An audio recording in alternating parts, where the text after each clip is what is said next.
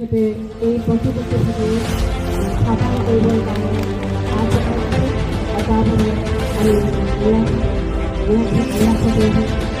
জোনাইত শিক্ষাবিদ বিশিষ্ট গান্ধীবাদী স্বাধীনতা সংগ্ৰামী গগন চন্দ্ৰ আগৰৱালাৰ প্ৰতিমূৰ্তিৰ আধাৰশিলা স্থাপন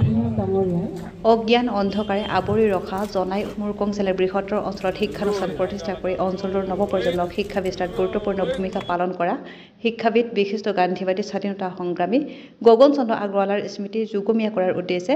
জোনাইৰ বিধায়ক ভুৱন পেগুৱে শুক্ৰবাৰে জনাই উচ্চতৰ মাধ্যমিক বিদ্যালয় চৌহদত আগৰৱালাৰ প্ৰতিমূৰ্তিৰ আধাৰশিলা স্থাপন কৰে।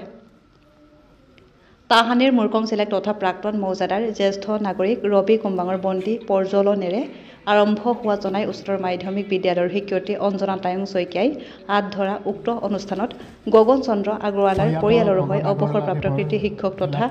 প্ৰকৃতিপ্ৰেমী কবিও লেখক টুকেশ্বৰ মিৰি আগৰৱালাই আদৰণি ভাষণ আগবঢ়ায়।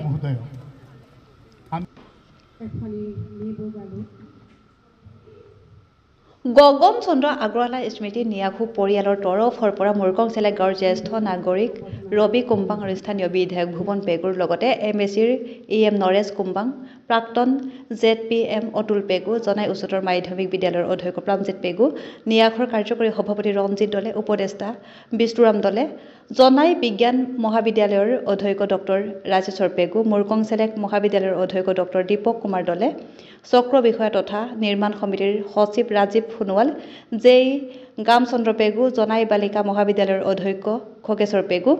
জোনাই গাঁও পঞ্চায়তৰ প্ৰাক্তন সভাপতি জয়ন্ত বৰী, TMBKৰ উপদেষ্টা ৰাজকুমাৰ মৰাং, প্ৰাক্তন আঞ্চলিক সদস্য কমলা শৰ্মা, জ্যেষ্ঠ নাগৰিক কৰ্জুন পাইট, এম.এ.চিৰ GM পদুম ৰায়, জনাই উচ্চতৰ মাধ্যমিক বিদ্যালয়ৰ SMCৰ সভাপতি বিশ্ব বৰা, গগন চন্দ্ৰ আগৰৱালাৰ পৰিয়ালো স্মৃতি নিয়াখৰ পৰা মিচিং গালুক আৰু মাবলাৰেৰে সম্বৰ্ধনা জনায়। বিধায়কৰ স্থানীয় এলেকা উন্নয়ন পুঁজিৰ প্ৰায় 7 লাখ টকাৰে প্ৰতিমূৰ্তিৰ নিৰ্মাণৰ অনুদান দিয়াৰ বাবে গগন চন্দ্ৰ আগৰৱালা স্মৃতি নিয়াখে স্থানীয় বিধায়ক ভুৱন পেগুলৈ ধন্যবাদ জ্ঞাপন কৰে।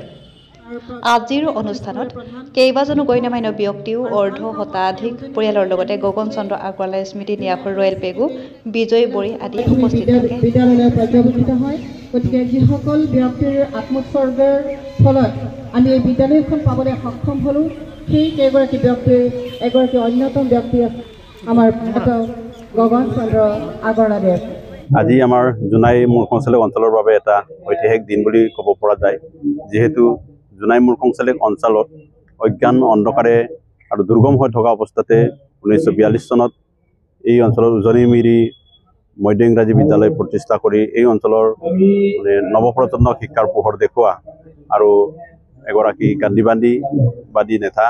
আৰু স্বাধীনতা সংগ্ৰামী গগন চন্দ্ৰ আগৰৱালাৰ স্মৃতি এটা প্ৰতিমূৰ্তি নিৰ্মাণৰ বাবে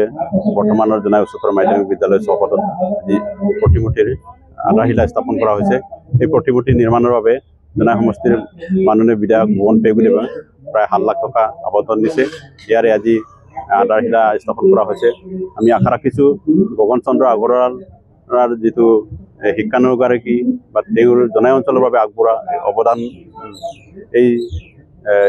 স্মৃতি স্তম্ভই নিশ্চয় ঐতিহ্য বহন কৰিব আৰু ইয়াৰ বাবে বিশেষকৈ মাননীয় বিধায়ক ভুৱন পেগুদেৱে গগন চন্দ্ৰ আগৰৱালাৰ স্মৃতিৰ